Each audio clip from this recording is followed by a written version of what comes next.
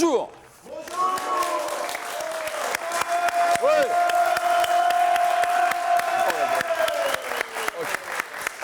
Alors là, moi je dis une victoire, 3 points de Monaco, Christophe Jallet, magnifique. Bienvenue dans Tant qu'il y aura des gones, une émission qui est sur TLM, sur la chaîne 30 et puis sur le site olympiquelyonnais.com.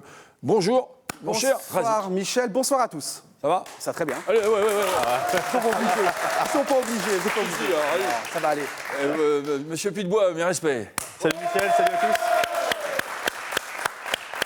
Donc on a la joie et la fierté et l'honneur d'accueillir Christophe Jallet.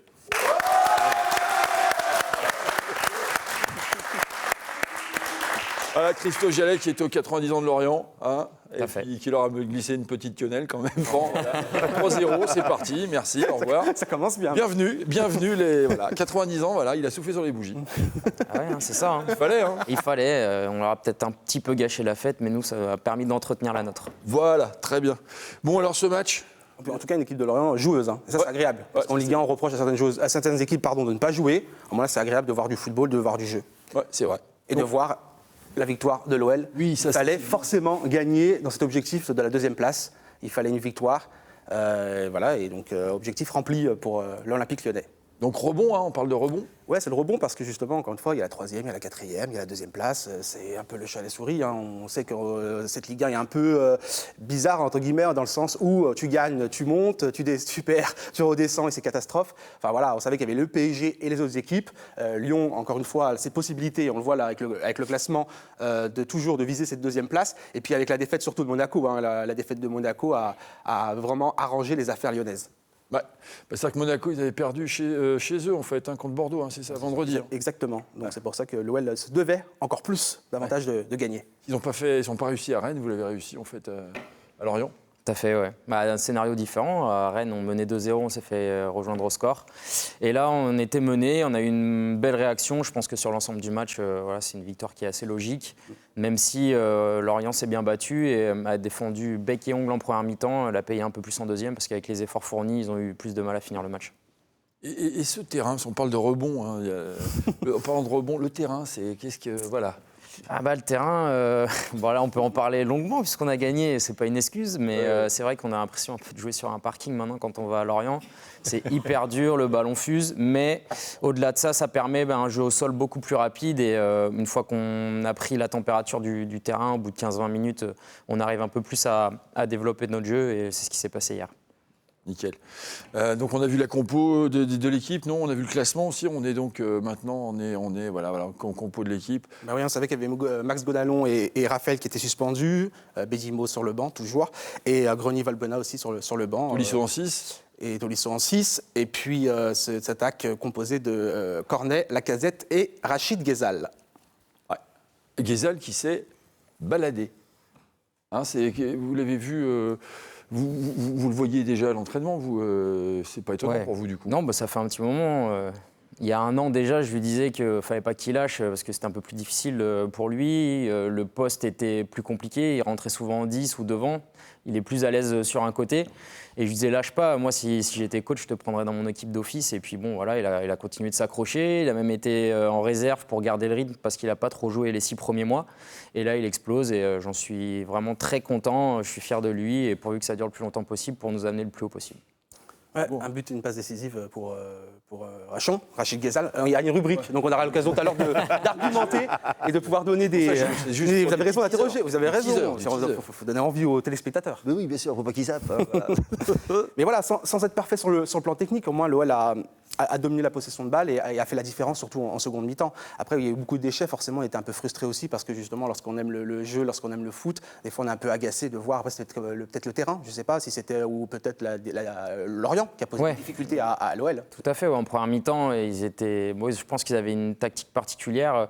C'est vrai qu'ils se regroupaient assez bas et dès qu'on avait le ballon sur les côtés, ils giclaient, ils essayaient de nous enfermer et ça devenait compliqué d'en ressortir.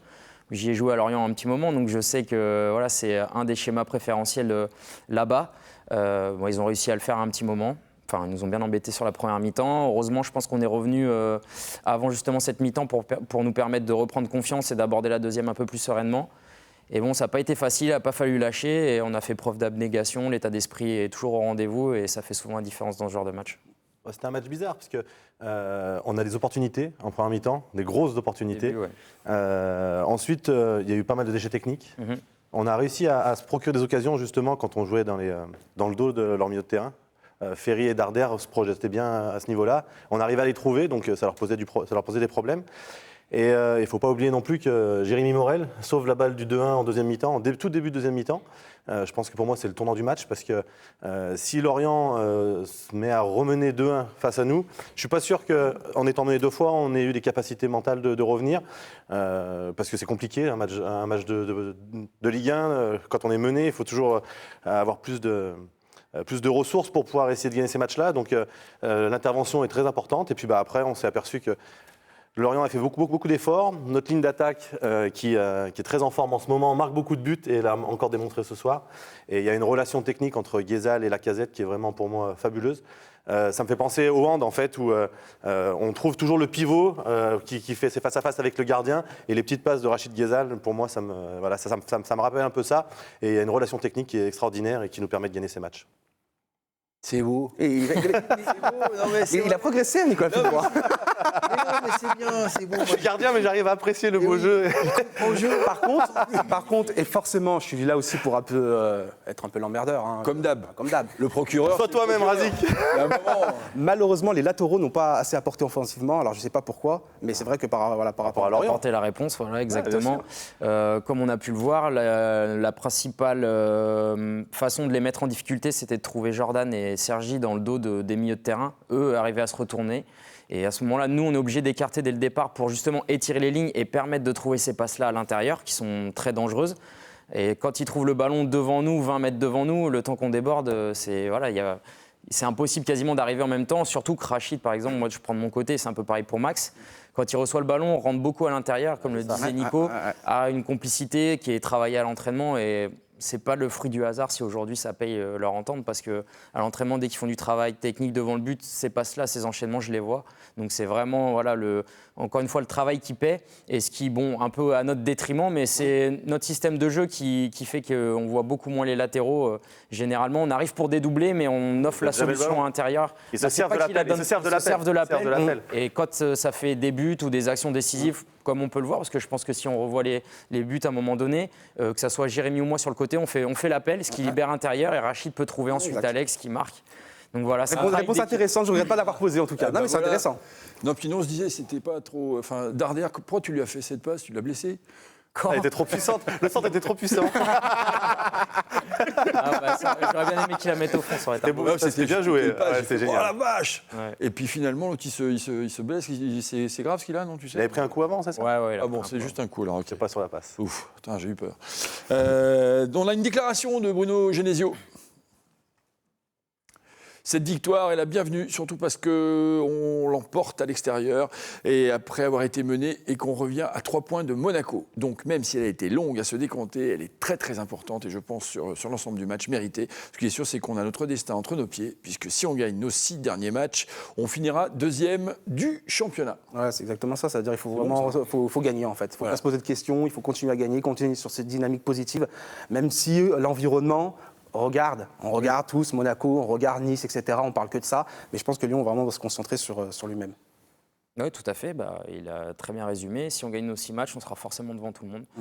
Donc on sait que c'est compliqué, mais voilà, c'est le sprint final. On est sur une très bonne série. Il faut la continuer, garder cette confiance qui nous anime et qui nous permet de renverser les situations quand c'est mal engagé. Et au Parc OL où on est plutôt irrésistible, j'espère que ça restera jusqu'à la fin de saison. On l'a prouvé hier, c'est-à-dire qu'on a profité du contexte. On aurait pu, face à Rennes, profiter du contexte, on l'a pas réussi. Là, les défaites de Nice et de Monaco profitent à la victoire de l'OL pour nous permettre de remonter sur le podium, de revenir à 3 points à une portée de fusil de Monaco. En plus, on les rencontre chez nous. Donc profiter du contexte, c'est des choses dans le Money Time, c'est vraiment important et donc en gagnant tous nos matchs, en effet, grâce à cette victoire, on a notre destin entre les mains. C'est plutôt bien. Non, Il n'y a pas si longtemps en arrière, c'était pas le cas. Là, on a 6 matchs. Donc 6 matchs, c'est les playoffs un peu, on va dire. Hein. Et puis même si vous faites match nul avec Monaco, vous êtes au lavrage. Non. Ah bah, ça dépendra de, de leur parcours et du nôtre jusqu'à cette confrontation. Ouais, mais match nul. Victoire. Victoire. Je veux dire, match nul, Le culte de la égalité. victoire, au Michel. lavrage, on est bien pour l'instant. Comme un pauvre garçon qui s'est trompé, j'ai dit match nul au lieu de dire égalité. Bon, pardon, excusez-moi. Et en plus, on vous tombe dessus. On est Mais oui, méchants. mais c'est normal, c'est le jeu. Ok, il y a aussi une déclaration une info Garfield Antenne. Alors Lyon n'a perdu qu'un seul match dans ses 9 derniers matchs de Ligue, 7 victoires, 1 nul. Après s'être incliné à 7 reprises lors des 10 précédents, une victoire et 2 nuls. Donc, Ouais, c'est-à-dire ils enchaînent. Et ce qu'on leur demandait justement, on savait qu'il y avait du potentiel, on l'a toujours dit. Même si on a été sévère, à juste titre, peut-être que les joueurs l'ont peut-être mal vécu, je sais pas, On a une d'être période critiqués délicate. comme ça. On a une période très On délicate. était sévère avec nous aussi, on savait très bien. Voilà, Il y a eu c'est une ça. période novembre-décembre, c'était incroyablement Ouais, on triste. comprend. C'est ça. Donc c'était triste à voir, c'était triste au niveau des résultats et il a fallu cette réaction d'orgueil et cette prise de conscience pour pouvoir avancer de nouveau. Bruno Genesio, ça vous a aidé le changement de coach sans dauber sur le fond? Ah ouais, non, mais j'ai pas adobé. Enfin, c'est vraiment difficile quand on est dans une spirale négative comme on était les 6 premiers mois. C'est compliqué à gérer pour les joueurs, pour le staff. C'est difficile. On n'arrive pas forcément à trouver la solution en claquant des doigts. C'est bien dommage. Et puis, généralement, il y a le fusible qui saute dans ces cas-là. C'est souvent l'entraîneur et qui apporte un électrochoc ou pas. Là, ça a été le cas. On a pris conscience de nos qualités et puis surtout un état d'esprit retrouvé qui fait la différence. Sans ça, on a beau être les meilleurs joueurs du monde, c'est compliqué. On l'a vu avec Paris l'année dernière quand ils n'avaient pas cet état d'esprit. Voilà, ils se sont fait accrocher jusqu'au bout. Cette année, ils l'ont eu et ça a coulé. Justement, tu parles d'état d'esprit, et nous, on pensait que tu étais vraiment à une période où c'était un peu plus difficile. Tu avais cet état d'esprit-là, cette attitude qui poussait les autres à aller vers l'avant, à avoir cette attitude positive en fait. Alors que normalement, c'est les jeunes qui apportent de la fraîcheur et du dynamisme. Toi, avec ton expérience, tu arrivais à le faire, même si tu ne jouais pas tout le temps. Tu n'as pas lâché un peu trop de force un peu comme Maxime Gonalon, c'est-à-dire que vous n'êtes pas un peu épuisé à essayer de retourner la spirale, justement. On y laisse des forces en général. Ouais, on y laisse forcément des plumes. Après, moi, c'est vrai que dans cette période de trouble, on va dire novembre-décembre, j'avais la côte cassée, donc j'ai vécu ça un peu de l'extérieur. Et c'est d'autant plus frustrant parce qu'on n'est pas là pour les matchs, enfin on est là, mais on n'est pas au contact à chaque fois du groupe et c'est pas évident parce qu'on a envie d'apporter un maximum et c'est compliqué, donc on essaye 2 fois plus à l'entraînement et c'est vrai que des fois, à vouloir peut-être aider un petit peu plus le collectif, c'est un peu au détriment de soi-même. Mais bon, voilà, à partir du moment où ça fait gagner le groupe, c'est le principal. Il n'y a pas de... Aujourd'hui, on était dans une période où il fallait qu'on s'en sorte tous ensemble, peu importe les individus et les individualités qui s'exprimaient sur le terrain. Donc voilà, c'est un groupe, c'est un collectif, on fait un sport collectif et heureusement qu'on a encore cet état d'esprit-là. Il y a aussi la solidité défensive qui a été bien travaillée. Est-ce que l'arrivée de Claudio Classapa y est pour quelque chose ? Oui, c'est son arrivée comme la prise de conscience de tout le monde, que ce soit au niveau du staff, au niveau des joueurs. On savait qu'on était en difficulté de ce côté-là. Après, on a eu aussi au mois de janvier un manque de réussite criant. À chaque fois qu'on concédait une occasion, on prenait un but, c'était incroyable. Et nous en fallait 10 pour marquer. Donc bon, bref, on savait qu'il ne fallait pas lâcher. Voilà, on a réussi à inverser la tendance. Aujourd'hui, on surfe sur une vague qui est beaucoup plus positive. Et il faut bien se rendre compte de la chance qu'on a et pas le galvauder en se disant qu'aujourd'hui, tout est arrivé et que ça va être simple parce qu'il faut garder ça, ce qu'on fait de bien, il faut garder les pieds sur terre. On a aussi un tweet pour les 90 ans du FC Lorient. Voilà, bon anniversaire. Voilà, et puis maillot offert à Loïc Ferry, le président de Lorient par Jean-Michel Aulas, et un maillot de Christophe Jallet. Ouais. Bon, on aurait pu aussi inclure Arnold et Jérémy. C'est vrai. Sur le maillot, ça aurait été cool parce que Jérémy était formé à Lorient, Arnold a fait une très belle période aussi là-bas, donc c'est mon maillot qui est... Mais je tiens à les mettre dans le même lot parce qu'on a porté les couleurs du FCL et on a pris beaucoup de plaisir là-bas, on a pris beaucoup de choses et c'est aussi grâce au FCL qu'on est ici aujourd'hui, donc voilà. Bravo. Il y avait un joli tifo justement avec les joueurs et on a aperçu aussi... Là, c'est bien parce qu'ils vous ont applaudi, ils ont été fair play. Enfin, un public qui reconnaît ces anciens joueurs. Ça, je trouve que c'est assez sympathique. On a une déclaration d'Alexandre Lacazette aussi. Une déclaration qui nous dit « On est très content car on avait envie de faire cette belle opération. On avait un peu raté le coche à Rennes. dans une situation similaire, pas cette fois. Monaco est toujours devant, mais c'est à nous de tout faire pour arriver dans la même situation ou mieux lors de notre confrontation directe, 37e journée. Mon doublé est aussi important que les 3 points, ni plus ni moins. J'ai un objectif final de but, il en était à 16 en ce moment, cette saison. Je ne le dirai pas, c'est vrai qu'on a désormais notre destin en main pour terminer deuxième, et c'est une bonne chose, mais cela peut aussi nous rajouter de la pression. Surtout par rapport à Alexandre Lacazette. Il en est à 16 buts aujourd'hui, c'est plutôt pas mal quand tu joues que Il est 6 mois de incroyable. l'année et que tu fais de la gueule pendant 3 mois, c'est pas mal quand même. Je trouve que la performance est à souligner quand même, parce que s'il avait joué les 9 mois de la saison, il aurait beaucoup plus de buts, on n'aurait peut-être pas connu ces périodes-là, enfin bon, ça fait partie des aléas Ouais, d'une mais saison. bon, c'est toujours pareil. Mais là, il est dans une bonne spirale, il marque, il est heureux et on l'est aussi. Mais alors c'est marrant, mais c'est le monde à l'envers. C'est le consultant là, qui balance. Et moi, le journaliste, j'ai envie d'atténuer un petit peu, de dire quand même, c'est pas dégueulasse. Non, mais sincèrement, je trouve qu'on a été peut-être un chouïa sévère avec Alex Lacazette. Sûrement. Franchement, Parce que- pourquoi mais parce qu'on sait qu'il a du potentiel. Bah voilà. Non, mais il reste mais 6 matchs, sincèrement, il veut essayer de quand le- tu il veut vois, essayer de le non, mais faire quand tu vois les venir. stats, non, sincèrement, c'est pas ça. Sincèrement, c'est pas du tout. Ah, bon, plus. Franchement, sincèrement. Allez. Non, mais objectivement, Ah, s'il vient, c'est pas grave. bah, il peut venir, son bon, frère, on voilà. salue son frère aussi, son frère Benoît, ses agents, on connaît tout le monde. Voilà. Donc, s'il veut venir, il viendra, il n'y a pas de souci. C'est juste que je pense qu'on a été quand même sévère et quand tu regardes les stats et à la fin de saison, tu te dis que ce mec-là, il a marqué tant de buts, il a porté tant à son pour ça équipe. Je trouve que quand même, bon, voilà, il faut On peut avoir- relativiser un petit peu et surtout, pourquoi? Parce que dans ce dossier, il y avait 2 personnes. Il y avait le club, avec Jean-Michel Aulas qui a aussi parlé, qui a aussi fauté, et aussi Alexandre Lacazette. Donc voilà, c'est un Pour peu. ça, en fait, c'est un peu de. Là, c'était pas une Voilà. attaque contre Alexandre Juste deux Lacazette. Tu connais le milieu du foot. Alexandre Lacazette a marqué dans ses 4 derniers matchs de Ligue 1 sa meilleure série depuis décembre Voilà. 2014, janvier, 6 matchs de C'est pour ça, en fait, ce que Voilà. je trouve dommage, c'est qu'avec un Alexandre Quand même. Lacazette, dans l'état d'esprit qu'il est aujourd'hui, on sait qu'on peut soulever des montagnes, tout simplement. Voilà, on Mais en connaît même ses temps, il qualités. Et puis lui, Il aurait n'avait pas Rachid Ghezal derrière lui aussi. Ouais, mais il s'est peut-être aussi tiré une balle dans le pied par rapport à son objectif de l'Euro. Enfin, il y a tout un tas de choses derrière qui me dit, en ayant une attitude un peu plus positive, il aurait pu faire une saison encore meilleure. Enfin bon là, à mon avis, moi je parie qu'il s'est fixé la barre des 20. Je ne sais pas pourquoi. 20 Il n'en est pas loin. C'est 16, à mon avis, ça doit être 20. Il doit avoir dans la tête, il doit avoir le 20. Et après, s'il dépasse les 20, ça va être pas mal. Alors, Alexandre Lacazette, 16 buts. Rachid Ghezal, 6 buts. Claudio Beauvu, 5 buts. Lui, il n'en marquera plus. Corentin Tolisso, 4 buts. Maxwell Cornet, 4 buts. Voilà, donc c'est pas mal. C'est pour ça que je dis ça en fait. Faut Et regarder vous, les stats un, en attaquant, il faut regarder les stats aussi. Et alors, par qu'est-ce que saison. alors Bah, Ça suffit pour un Ça défenseur. suffit, un défenseur. Pour un défenseur. Ah non, hein, on est c'est gourmand, déjà, c'est pour c'est ça. déjà C'est parfait. déjà pas mal, ouais. 2 même avec la Ligue des Champions. On a fait le tour? On a fait le tour. Bon, magnifique. Allez, on va partir sur votre stagiaire. Ouais, actuellement. Christophe, je ne sais pas si tu le sais, mais j'ai un stagiaire, un petit stagiaire, il s'appelle Lulu. Il habite à Villeurbanne. Il a un sacré accent, mais c'est un accent lyonnais, donc nous on aime plutôt bien. Et il a justement, Lulu de Villeurbanne, a dressé le portrait de notre invité Christophe Jallet. Christophe Jallet, c'est qui? C'est quoi, Bonté? C'est un gosse qui est professionnel de football depuis le 5 août 2006. Bonté, attention, formidable, un jeune comme ça, pas un poil sur le caillou, hein, enfin, on peut pas lui, voilà, comme tout le monde. Et puis, donc, il a un palmarès, mais attention, l'eau comme le bras, hein, donc, vainqueur de trophée des champions 2013, champion de France 2013-2014, vainqueur de Coupe de France 2010, vainqueur de Coupe de la Ligue 2014, finaliste trophée des champions 2010. Oula, attention, un mec, des trucs, il en a gagné, mon Dieu, il est international, hein, formidable. Qu'est-ce qu'il y a aussi? Bon, alors cette année, au niveau des statistiques, il a joué 20 matchs, il a été 17 fois titulaire, il a joué 1525 minutes, il a marqué un but, et a fait 4 passes décisives, et il a pris 5 cartons, 1 rouge, 4 jaunes. Voilà, t'as compris? Bon, mais ça, c'est pour faire les trucs de journalisme qui intéressent pas grand monde, mais bon, ça fait, genre, t'as travaillé le dossier.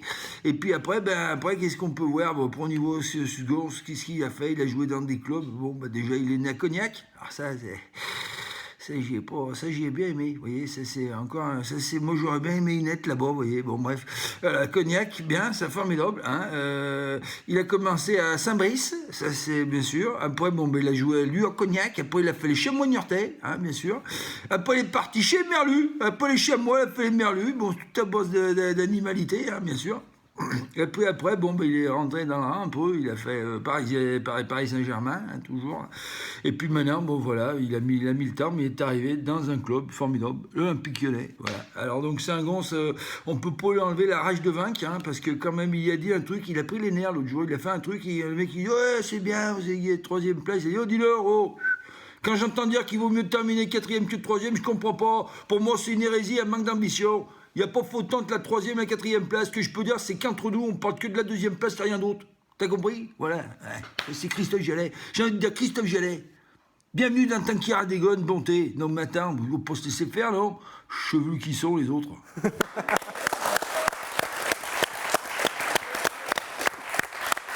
Il était en forme, hein, le stagiaire. Hein. Ah bah quand il y a du monde, il y a du monde. C'est compliqué. Ramenez-moi du joueur. Bon, allez, voilà.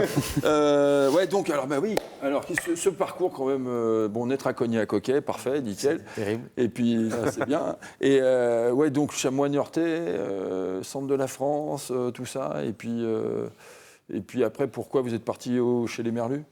Bah, j'en avais marre d'être un animal terrestre, alors je suis parti un peu du côté de la mer, mais bah, c'était une évolution pour moi. J'arrivais en fin de contrat à Niort et j'ai eu l'opportunité de signer dans un club qui montait en Ligue 1 sous les ordres de Christian Gourcuff. Voilà, c'était pas gagné d'avance, mais il y a eu une grosse concurrence, mais j'ai su m'adapter et surtout j'ai beaucoup appris à son contact tactiquement, ce qui m'a donné une bonne base de travail pour la suite. Et puis ça m'a permis de me révéler en Ligue 1, de faire 3 années quasi complètes au plus haut niveau français, donc c'était top. Et puis après, bon, voilà, c'était les années parisiennes avec une évolution aussi au niveau du club au sein de laquelle j'ai pris beaucoup de plaisir, j'ai gagné des titres. Et ça reste un souvenir incroyable jusqu'à cette arrivée à l'OL où on a vécu une année formidable aussi l'année dernière. Et j'espère que cette fin de saison nous apportera la même joie et le même classement final. C'est vrai que la concurrence, c'est pas un truc qui vous dérange, vous? J'ai toujours été soumis à la concurrence depuis que je suis tout petit. Hein. C'est vrai que quand je suis arrivé au Chamois, j'étais le plus petit, j'étais celui sur qui on ne comptait pas forcément au départ et il a fallu s'imposer. Et je pense que cette rage de vaincre, je l'ai acquis dans ces années-là et puis aussi dû à mon éducation. Il a fallu toujours travailler pour arriver à ses fins. Donc la concurrence, pour moi, ça a toujours été partie intégrante de mon évolution et c'est ce qui m'a permis de progresser à chaque fois, que ce soit à Niort, à Lorient, à Paris et même ici. On a toujours on va dire une marge de progression, quelque niveau que ce soit, quel que soit l'âge qu'on a. Et je pense que la concurrence, quand elle est saine, ça fait partie justement de ce facteur de réussite et de progression. Donc moi, je le vois toujours d'un bon côté, même s'il y a des fois, on n'est pas content de ne pas jouer, évidemment, on préférerait toujours être sur le terrain. Mais ça permet aussi de se remettre en question et d'avancer. Équipe de France aussi, du coup?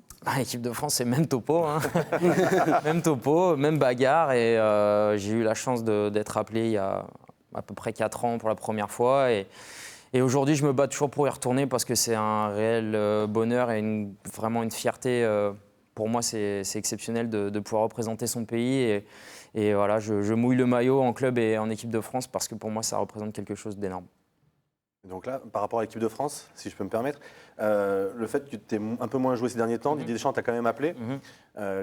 Qu'est-ce qu'il en est pour les 6 derniers matchs et pour l'Euro? Vous en avez discuté? Tu vas te battre, je pense, pour jouer le plus de matchs possible. Mais ouais, tout à fait. La tendance. Je suis performant dans mon club, pour pouvoir justement me montrer lors de ces 6 derniers matchs. Après, c'est sûr que même si j'avais un peu moins joué, le fait que le coach m'appelle, ça m'a fait énormément plaisir, ça m'a fait du bien. C'est une preuve de confiance. Voilà, preuve de confiance. Et puis la possibilité de débuter ce match aux Pays-Bas à l'extérieur dans un gros test et de montrer que j'étais solide et que j'avais ma place dans cette équipe. C'était important pour moi de répondre présent à ce moment-là. Donc on l'a fait, on a gagné et ça a enchaîné sur une deuxième victoire dans un groupe qui vit très bien. Et à 2 mois de l'Euro, c'était important pour moi de participer à ce stage et justement aussi de pouvoir montrer mes qualités sur le terrain.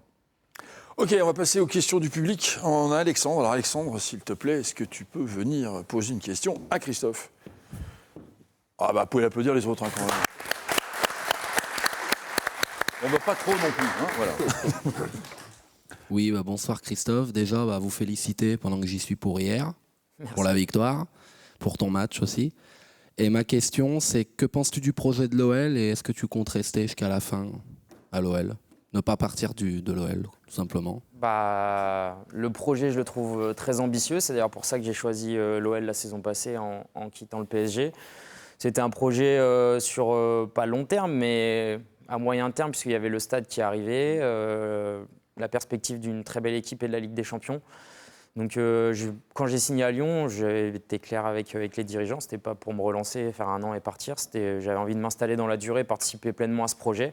Donc c'est pour ça que j'ai signé un contrat de 3 ans qui arrivera à terme dans 1 an. Donc moi, évidemment, j'ai l'envie et l'ambition de rester à l'Olympique Lyonnais le plus longtemps possible, quitte à y finir ma carrière. Ce sera avec un grand plaisir. Donc voilà, j'espère que ce projet, on arrivera à le mener le plus haut possible et concurrencer le PSG dans les années qui arrivent pour essayer de reprendre ce titre de champion qui a fait les belles heures de l'Olympique Lyonnais. Ok, merci. Bon, alors Laurent, bien sûr. Non, mais il a posé. Vas-y, on te voit quand même. Voilà, c'est lui, Laurent. En plus, il s'est habillé pour faire des questions. Il a répondu à la. Voilà. Je vais changer de question. Alors change de question. Allez, vas-y. Alexandre, là. Voilà, vas-y. Bonjour Christophe. Bonjour. Oui, tu me la technique, c'est comme ça. Hein. Voilà. Mais mine-toi quand même. Ouais, Bonjour Christophe, j'ai vu que tu avais commencé ta carrière en tant que numéro 10. Et je voulais savoir quel entraîneur t'avait fait reculer et pourquoi. Alors, Merci Laurent. Ça allait bien la question en tout cas. il y en a plein qui m'ont fait reculer. Et quand on recule comme ça sent pas bon. Hein. Ça peut en finir en place encore moi. Le truc, c'est Vincent Dufour, à l'époque, quand je jouais à New York, qui avait le premier voulu me mettre arrière droit. Il me disait que c'est là où j'avais le plus de potentiel à haut niveau. Et je l'ai pris pour un fou, parce qu'à l'époque, je jouais même milieu défensif. C'est là où je m'éclatais le plus. Et puis finalement, avec les années et puis l'expérience de la Ligue 1, c'est Christian Gourcuff qui m'a remis à ce poste-là où j'ai pu prendre énormément de plaisir, exploiter un maximum de mes qualités et puis atteindre le plus haut niveau. Donc voilà, ça a reculé au fur et à mesure des années, mais en tout cas aujourd'hui j'y suis très bien et j'échangerai mon poste pour rien au monde. Merci Christophe. Voilà. Bravo Laurent. Il est fort quand même, le mec qui rebondissent et tout. Allez Laura, viens Laura. T'es là Laura. Oh. Allez.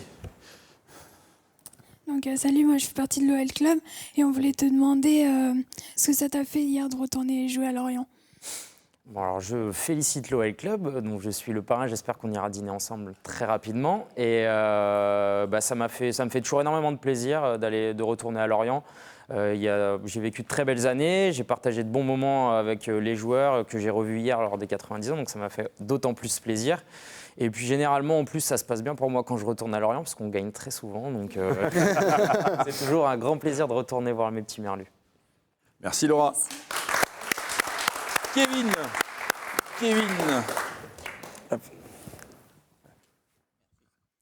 Alors, bonsoir Christophe. Je voulais savoir par rapport aux 6 premiers mois de la saison, qui étaient plus ou moins catastrophiques, quels ont été les leviers qui a permis au groupe de relancer la machine? Alors, celui que j'ai relevé tout à l'heure, et pour moi le principal, c'est l'état d'esprit. On n'arrive à rien sans état d'esprit individuel et collectif, remise en question. Aujourd'hui, c'est très très important, une remise en question quotidienne à l'entraînement tous les jours. Se dire qu'on n'est jamais arrivé. Et je pense qu'on l'avait un peu oublié les 6 premiers mois. On a joué sur nos acquis, sur la saison d'avant. Et seulement, le haut niveau, ça laisse aucune place au relâchement. Et on en a payé le prix fort les 6 premiers mois. Et une fois qu'on s'est remis au travail, qu'on a dans les têtes, on s'est remis aussi à l'endroit, parce que je pense qu'on n'était pas très très bien. Ça nous a permis de relever la tête, d'enchaîner sur une spirale beaucoup plus positive. Et aujourd'hui, avec le plein de confiance, d'avoir de meilleurs résultats. Donc j'espère que ça sera une leçon qui servira à tout le monde pour l'avenir, pour les jeunes comme pour les anciens, parce qu'il n'y a pas d'âge pour apprendre. Mais tu vois, ça fait plaisir parce que nous, quand on parle d'état d'esprit dans le plateau, sur Twitter, on parlait tacticien, on nous parle schéma de jeu, on nous parle de ci, de ça. Mais on sait que quand on est au haut niveau, ce qui compte, c'est l'état d'esprit, c'est l'énergie qu'on met dans ce qu'on veut réaliser, c'est tout. Exactement. Oui, non, mais c'est partie intégrante de la réussite. C'est un tout, oui, voilà. Ouais, mais c'est un tout. après l'animation, c'est l'animation, elle est justement animée par l'état d'esprit. S'il n'y a pas d'état d'esprit, il n'y a pas d'animation. On est bien d'accord. On va passer il faut aussi être bien sapé, je crois. Il faut. Faut être bien sapé. On est obligé. On a fait un effort. On est obligé. Vas-y, envoie, tu vois, être bien sapé et habillé pour l'hiver, là, Christophe. Messieurs, Christophe Jallet est avec nous. Sapé comme Jallet, Christophe Jallet, sapé comme Jallet, Christophe Jallet, Christophe Jallet, Christophe Jallet. Sapé comme Jallet, sapé comme Jallet, sapé comme Jallet, sapé comme Jallet, sapé comme Jallet, sapé comme Jallet, sapé comme Jallet, sapé comme Jallet. Bon, il y a un truc quand même. Les photos, ça pardonne pas. Ouais, la nature est bien faite. C'est bien que tu sois chauve, finalement. Ça arrive à des gens très bien. Ouais, mais je sais bien, mais les cheveux, c'est comme moi, ça t'aimait pas. C'est sympa en tout cas. J'imagine que ça fait plaisir lorsque tu as entendu même les supporters de l'OL chanter Sapé comme Jallet. Ah oui, ça fait toujours plaisir. Moi, je prends toujours ça avec beaucoup d'humour. Et Quand on fait parler en bien, c'est toujours mieux. Et puis voilà, moi j'ai beaucoup d'autodérision, ça me dérange absolument pas. Au contraire, voilà, c'est avec grand plaisir que j'ai entendu cette chanson et ce petit clin d'œil. En plus, il est intelligent, il a de l'humour, bon, c'est parfait. Allez, on va passer sur, on pourrait l'appeler Nabil Ghezal ou Rachid Fekir maintenant, on ne sait plus. Bon voilà, et Rachon, allons-y, Rachon. Ah non, mais c'est vrai, sur le papier, on savait très bien que Rachid, nous qui connaissons bien le club, voilà, ça fait depuis de nombreuses années qu'on suit le club où Nico a joué à l'OL. Voilà, on sait que sur le papier, Rachid, au départ, au centre de formation, c'était pas le joueur, on ne disait pas que c'est lui qui allait signer pro à l'OL et qui allait être titulaire à l'OL. Je vous dis carrément, dans sa génération, comme beaucoup. Il a réussi par le travail, justement, il a des caractéristiques, et il a bossé. Il n'a pas eu de chance avec, Hubert Fournier. Hubert Fournier ne le faisait pas jouer, donc il était un peu frustré. Finalement, il est quand même resté, il a continué de bosser. Bruno lui a fait confiance. Et là, force est de constater qu'il fait partie des meilleurs joueurs de cette équipe lyonnaise. Donc, on ne peut que l'applaudir. Après, oui, il y a des déchets. Oui, ce n'est pas parfait. Oui, il doit améliorer certaines choses. Mais je trouve les gens très, très, très sévères. J'ai vu encore sur Twitter tout à l'heure. Oui, des gens qui disaient, oui, Rachid, d'accord, mais il ne faut pas en faire trop non plus. Je suis désolé. Pour l'instant, je trouve encore une fois, depuis ces derniers temps, que c'est quand même l'un des meilleurs joueurs de l'OL. Au regard de son âge, par rapport encore une fois avec tout ce que je viens d'évoquer, on peut qu'applaudir les performances de Rachon. Il y a Vincent Duluc qui dit un truc sur Twitter, et après je vous donne la parole, Nico. Je commence à me demander si Rachid Ghezal ne joue pas au niveau de Fekir dans la deuxième partie de la saison dernière. Alors là, il a un petit peu exagéré, Vincent. Il s'est un peu enflammé, Vincent. C'était Ça va, raison garder. Il sortait du buffet de la presse, Vincent. Non, mais attends. Pourquoi vous faites de la presse à Lorient? Faut que j'y aille. Du chouchen. Ah bah voilà. Voilà, il a un peu exagéré, Vincent, mais en tout cas, oui, il a souligné surtout les bonnes perfs de Rachid. Il est très fort, il est très bon. Il a un impact aujourd'hui sur les performances de l'OL. Il n'y a qu'un bémol que j'aimerais apporter, c'est qu'il ne double pas assez justement avec Christophe. C'est-à-dire que moi, à force de faire des efforts à répétition, à un moment donné, on aime bien avoir le ballon, même si ça crée des décalages et qu'on marque des buts. Mais à un moment donné, on ne va pas faire 15 appels sans recevoir le ballon. Je vais me taire sur le sujet. Non, ouais, j'en parle.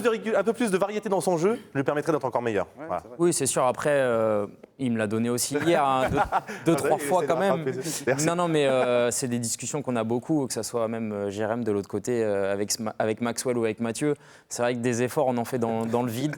Bon voilà, ça fait partie du poste, on le sait, et c'est ce que je dis à chaque fois. Je lui dis à chaque fois, je dis moi, il n'y a aucun problème quand tu me la donnes pas, mais qu'il se passe quelque chose derrière. Ne le fais pas pour le faire ou ne rentre pas à l'intérieur juste pour essayer de te faire plaisir à un dribble ou quoi. Ça arrive rarement parce que on l'a vu hier, ça a débouché sur plein de situations dangereuses. Maintenant, voilà, nous, on est tributaires de ceux qui ont le ballon, on fait l'appel, après, on le reçoit ou pas, mais tant que c'est productif. Par contre, c'est vrai que techniquement, les petites passes qu'il fait entre les défenseurs centraux pour les appels de la casette, pour moi, c'est magnifique. Les types au toucher de balle comme ça, c'est merveilleux, quoi. C'est beau. Parce qu'il a juste dosé au bon moment, au bon endroit, à la bonne vitesse. Enfin voilà. Alors, il en loupe quelques-unes, c'est sûr. Mais voilà, il en a fait deux hier. Une que la casette ne convertit pas, la deuxième, il marque le but. Enfin, ça, c'est merveilleux, quoi. Des joueurs comme ça, ils sont très rares. Et pour les appels, s'ils donnent le ballon de temps en temps, ça créera de l'incertitude chez les défenseurs. Oui, exactement, c'est ça qui est intéressant. Ouais, ça rajouterait une gamme à sa palette de jeux. Il le sait. Et on le voit parce qu'il il est au courant. Oui, après, on en a parlé hier, même sur le terrain. Le problème, c'est que... Son pied droit, Non, puis même Guerreiro anticipait beaucoup le dédoublement. Ce qui fait qu'il lui laissait une fenêtre de tir, soit de passe, soit de tir. Ce qui fait que finalement, l'avantage était plus certain si lui rentrait à l'intérieur que si moi je dédoublais. On a une stat, Rachid Ghezal est impliqué dans les 4 des 7 derniers buts de Lyon en déplacement en Ligue 1. 3 buts, une passe décisive. Il est d'ailleurs impliqué dans 6 buts lors de ses 4 derniers matchs de Ligue 1. 3 buts, 3 passes décisives. Voilà, pas mal. Voilà. Hein. Les faits. Il peut avoir un peu de déchets. Mais lui, apparemment, lui, la pelouse, ça l'a pas gêné parce qu'au quartier, il a mis ça au quartier, il jouait sur les terrains comme ça, donc il était chez lui en fait, à Lorient. Il y a le terrain de but en or aussi là-bas, c'est exact. Voilà.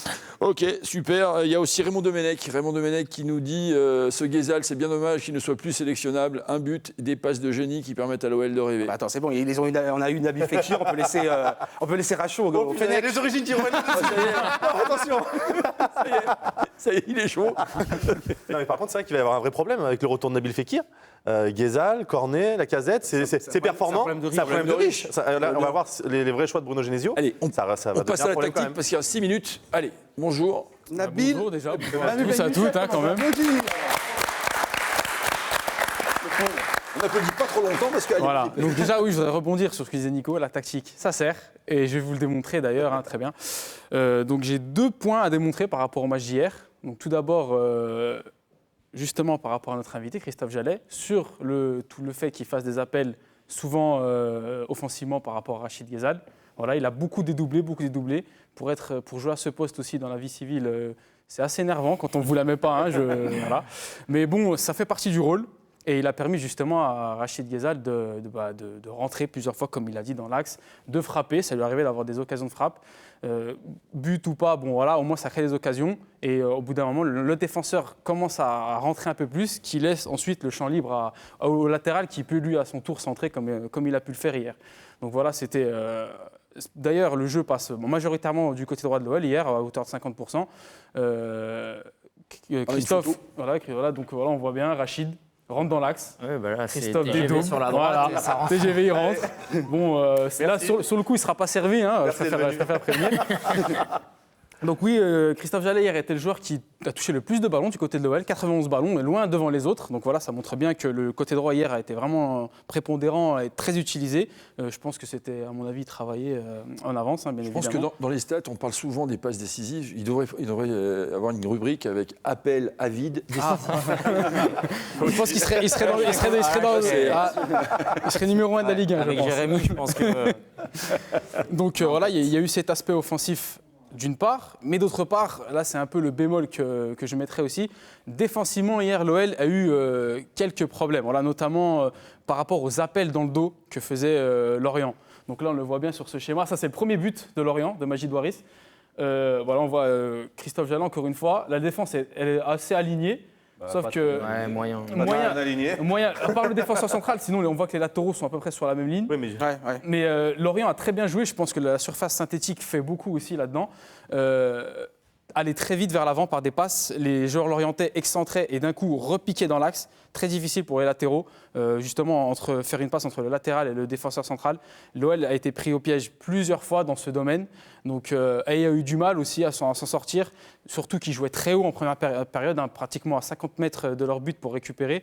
Donc voilà, c'est un ajustement que les joueurs ont dû faire au fil du match. Et ça a créé un peu moins d'occasions pour les Lorientais au fur et à mesure du match.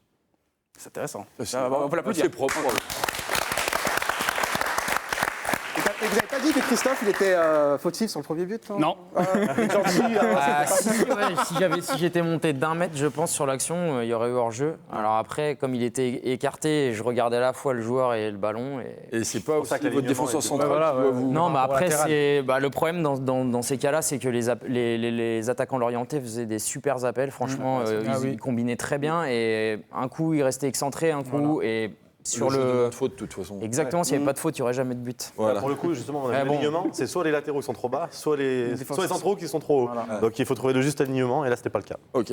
Allez, on passe sur la paillade maintenant. La paillade. Loulou. La butte, c'est la fameuse butte. Recevoir, Loulou. On l'aime bien. Ah bah Loulou, il reçoit bien. Tout le monde mange bien là-bas. Je peux te dire. Thomas San Gabriel. Alors, une déclaration de Samuel Umtiti. Samuel Umtiti qui nous dit: on a notre objectif en tête, notre destin en main désormais, mais cela ne doit rien changer à notre approche. Il ne faut pas trop se projeter car ça peut aller très vite. Aussi, dans l'autre sens, il ne faut penser qu'au prochain match. Voilà. Ouais, c'est vrai. Prochain match, c'est Montpellier. Mais oui, il a raison, parce que c'est vrai qu'on peut vite s'enflammer, et surtout lorsqu'on est jeune, lorsqu'on voit justement cet objectif de deuxième place. Là, il y a un engouement, on voit que tout le monde est content, les supporters lyonnais sont contents, ils se disent il y a moyen encore. Donc, il faut essayer aussi de faire attention, et même si c'est un peu langue de bois de dire ça, et c'est un peu, même c'est chiant d'entendre ça, mais il faut les matchs après les uns après les autres, quoi. Les uns après les autres. C'est ça que vous faites, vous Oui, là, Bruno nous a fait d'ailleurs un très bon topo il y a quelques semaines où il nous disait qu'il reste 9 marches à gravir pour atteindre notre objectif de la seconde place. Et il faut les prendre les unes après les autres. Et là, il nous en reste 6. Et pour l'instant, le schéma se passe comme on aurait pu l'espérer, même si on aurait bien aimé que Paris batte Monaco il y a 15 jours. Ça nous aurait permis déjà de recoller. Mais bon, voilà, c'est comme ça. Et il faut pas. Bon, voilà, notre objectif, il est clair et net. On l'a en tête. Maintenant, il ne faut pas mettre la charrue avant les bœufs. Voilà, le match de Montpellier sera aussi décisif que celui de Monaco si on n'arrive pas à l'emporter vendredi prochain. C'est bien ça, d'être dans cette dynamique à 6 journées de la fin. Mais c'est vrai que du coup, la dynamique, elle peut se... Enfin, on peut rentrer en pensant que juste d'être sur le terrain, ça nous permettrait de marquer 3 buts, comme c'est le cas régulièrement ces derniers matchs. Et justement, c'est pas ça, justement. C'est compliqué de marquer 3 buts, c'est compliqué quand on est dans... Toutes les bonnes séries ont une fin. Et j'espère que la série aura une fin l'année prochaine. Oui, voilà, c'est ça. En 2017. Nicolas cherche toujours un contrat à l'OL pour l'année prochaine. On rejoint Greg Coupet et Voilà, Joe c'est Bats. exactement tout ça. Oui, on s'amuse bien avec les copains. La fine équipe. On a eu le retour de Nabil Fekir aussi, qui a joué 45 minutes en CFA, sur la plaine, le terrain numéro 10, la plaine des Jeux de Gerland, face à Chasselet, défaite de l'OL. Et Nabil, voilà, bon, ça n'a pas été parfait encore une fois, il revient, donc il ne faut pas lui attendre. Parce que je voyais des supporters qui disaient « Ah, c'est pas normal, il n'était pas à fond ». Non, mais calmez-vous les gars, laissez-moi de blessure, il est pas là pour se blesser, il faut revenir doucement, il sera sûrement dans le groupe pour ce déplacement à Montpellier. Voilà, on ne va pas se précipiter, et ça ne va pas être non plus le sauveur, parce que c'est un peu le risque aussi qu'on attende trop de Nabil. Oui, c'est compliqué. Puis l'équipe tourne pas trop mal. Il y a un schéma de jeu qui est différent de celui de la saison passée, donc il y aura des choix à faire. On attend que Nabil revienne aussi à 100%. Faut pas, voilà, il a joué 45 minutes, c'est rien. Mais en tout cas, ce qu'il montre à l'entraînement, il est sur le bon chemin et on attend tous qu'il revienne à son meilleur niveau parce que c'est un joueur exceptionnel. C'est bon, c'est fini, voilà, on a fini. Merci Christophe, merci Nabil, merci Nico, merci Razik, merci à vous. Tant qu'il y aura des goals, nous on sera là. Ciao.